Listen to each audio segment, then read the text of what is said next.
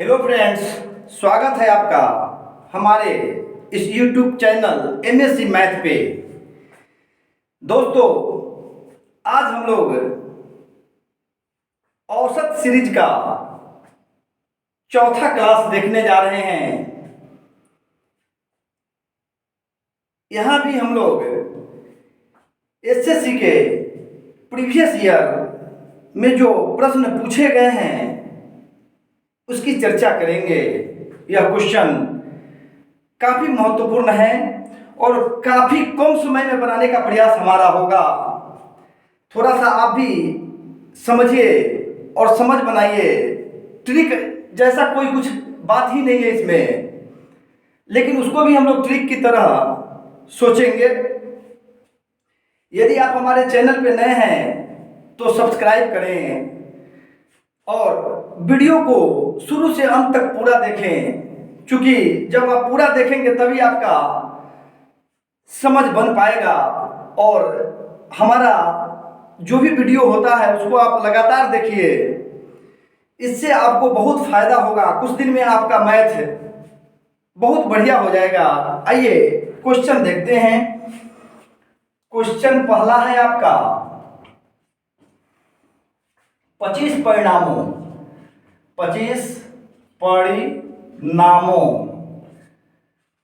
का औसत 18 है।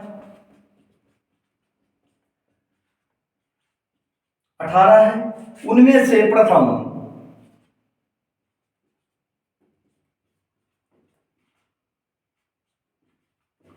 उनमें से प्रथम 12 परिणामों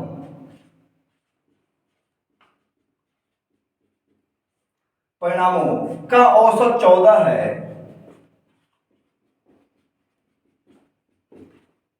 14 तथा 12 परिणामों का औसत 14 तथा अंतिम 12 परिणामों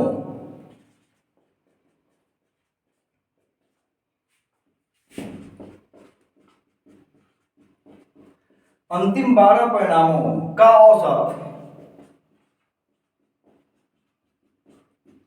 17 है। तो 13वां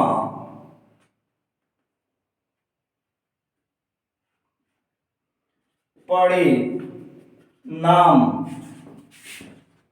बतावें। ध्यान दीजिएगा, यहां पे देखिए प्रश्न का एक भाग आपका क्या हो गया, 25 परिणामों का औसत 18 है, और इसी प्रश्न का दूसरा भाग क्या कह रहा है, तो इसको खंडित कर दिया गया, इसको तोड़ दिया गया और कहा कि उनमें से प्रथम 12 परिणामों का औसत 14 है तथा अंतिम 12 परिणामों का औसत 17 है। तो जो खंडित भाग है, दूसरा भाग है, उसको जोड़ के देखिए, 12 परिणाम और यहाँ अंतिम वाला 12 परिणाम, तो 12 12 24, 25 से ही कम है। तो इसके लिए एक अलग फार्मूला हम लोग बनाते हैं और ज़्यादा रहे तो उसके लिए एक अलग फार्मूला अगले क्वेश्चन में हम लोग देखेंगे। आइए यहाँ पे देखते हैं 13वां परिणाम बराबर कुल परिणाम का कुल मान माइनस खंडित परिणाम का कुल मान। ध्यान दीजिएगा, कुल परिणाम का कुल मान बटा माइनस खंडित परिणाम का कुल मान। यहां मान लिखा हुआ है, मान क्या हो जाएगा, तो कुल परिणाम का कुल मान, तब 25 परिणामों का औसत 18 था, तब 25 गुना 18 माइनस क्या कहा, खंडित परिणामों का कुल मान। तो खंडित परिणाम कितना था, तब 12, प्रथम 12 और अंतिम 12, तब 12 गुना 14 प्लस 17। ध्यान दीजिएगा, 12 गुना 14 प्लस 17। यहां 25 और 18 का गुना करते हैं, 18 पचे 90 के 0 हासिल 9, 18 दूना 36 और 9 45, 450 माइनस, यहाँ हो जाएगा 12 गुना 7 4 11 के 1 हासिल, एक एक एक 2 1 हासिल वाला 3 31 बराबर हो जाएगा 450 माइनस, इससे गुना कर दीजिए तो 12 एकम 12 के 2 हासिल 1, 12 तिहाई 36 1 37, इसको घटा दीजिए आप तो हो जाएगा 10 में से 2 गया 8, 10 में से 2 गया 8, ये बच गया 4, एक दाई लेंगे 14 में से 7 गया 7, यानी 78 आपका आंसर हो जाएगा। आंसर कितना हो जाएगा? 78 हो जाएगा। क्या करना था आपको? खंडित परिणाम को जोड़ लीजिए, यदि कुल परिणाम से कम आ रहा है तो यह फॉर्मूला लगाएंगे, और खंडित परिणाम का मान कुल परिणाम से यदि ज्यादा आ रहा है तो थोड़ा सा इसमें हम उलट पुलट करेंगे और अगले क्वेश्चन में इसको हम समझने का प्रयास करेंगे। अभी बस यहाँ पे जो हमने बात किया कुल परिणाम, तब 25 गुना 18 माइनस 12 गुना 14 प्लस 17 गुना कर दिया, निकाल दिया, आपका मान कितना आ गया? 78 आ गया। आइए दूसरा क्वेश्चन देखिए हम लोग।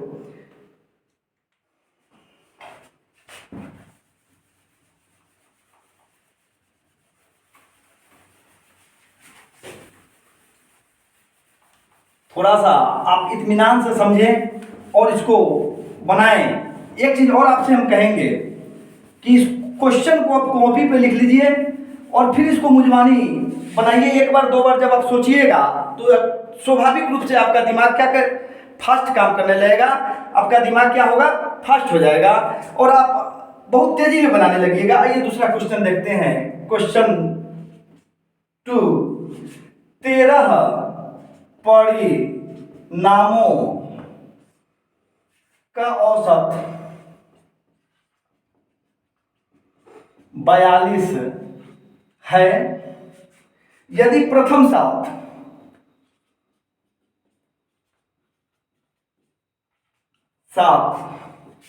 परिणामों का औसत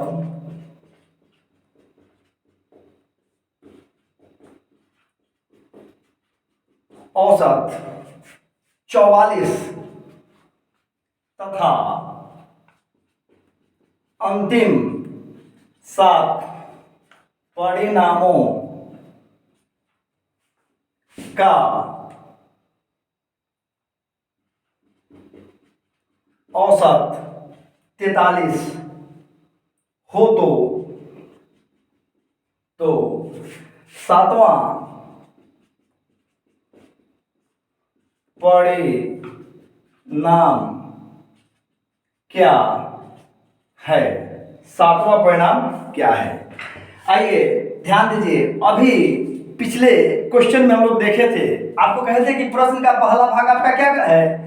तो 13 परिणामों का औसत 42 है, यह आपका प्रश्न का पहला भाग हो गया। दूसरा भाग खंडित भाग था, तो इसमें देखिए प्रथम 7 परिणामों का औसत 44 और अंतिम 7 परिणामों का औसत 43। यहाँ 7 7 जोड़ते हैं तो 14 आ जा रहा है, जो 13 से ज्यादा है। इसके लिए हम लोग क्या करेंगे? फॉर्मूला में थोड़ा सा बदलाव कर लेंगे। फॉर्मूला में क्या कर लेंगे? थोड़ा सा बदलाव कर लेंगे। क्या बदलाव करना है तो देखिए, हल क्या होगा आपका? तो लिखेंगे 7वां परिणाम बराबर, पहले लिखते थे, पहला वाला जो क्वेश्चन देखे थे उसमें लिखे थे कि कुल परिणाम पहले लिखे थे, यहाँ पे कुल परिणाम ना लिख के लिखेंगे खंडित परिणामों का कुल मान माइनस, खंडित परिणामों का कुल मान माइनस कुल परिणामों का कुल मान। याद रहे, आपको प्रैक्टिस करना है और एग्जाम में ये सब कुछ नहीं, सिर्फ मान रखना है, तुरंत गुना कर लेना है, मान रखना है, तुरंत गुना कर लेना है, घटा लेना है, निकाल लेना है, ये सब कुछ नहीं। सिर्फ मैं आपको समझा रहा हूं इसलिए इसको लिख रहा हूं। आइए देखिए, तो खंडित परिणामों का कुल मान तो कितना है? 7, तो 7 गुना आपका यहाँ है 44 प्लस 43 माइनस, यहाँ पे हो जाएगा 13 गुना 42। आइए, तो 7 गुना, और इसको जोड़ लीजिए, इसको जोड़ लीजिए, तो 4 3 7, 4 4 8, माइनस 13 गुना 42, गुना कर दीजिए। 7 सते 49 के 9 हासिल 4, 8 सते 56 4 60, यानी 609 माइनस, और 13 से 42 में गुना करना है, तो 13 दूना 26 के 6 हासिल 2, 13 चौका 52 2 54, यानी 546। घटा लीजिए, 9 में से 6 गया 3, यहाँ पे लेंगे दहाई, तो 10 में से 4 गया 6, कट गया, यानी 63 आंसर हो गया आपका। 7वां परिणाम क्या आ गया आपका? 63 आ गया। बस यही फर्क था कि जब खंडित परिणाम का मान कुल परिणाम से ज्यादा हो तो पहले खंडित परिमाणों का कुल मान निकाल लेंगे और उसमें से घटा लेंगे कुल परिणामों का कुल मान।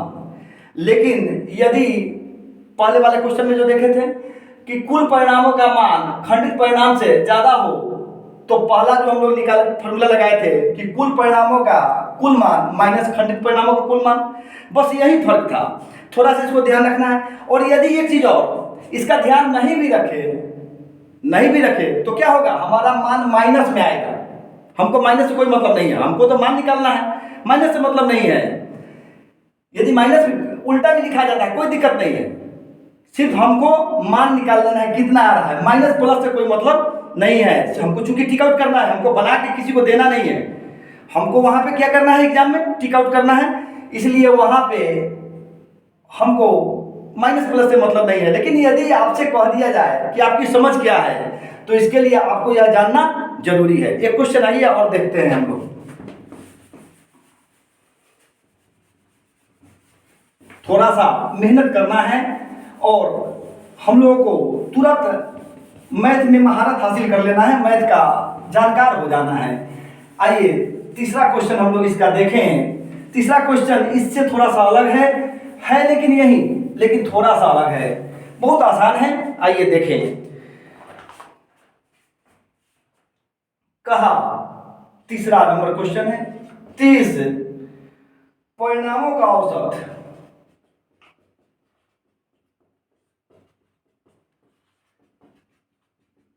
30 परिणामों का औसत 20 है,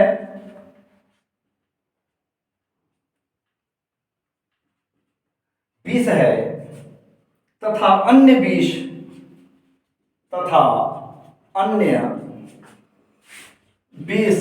परिणामों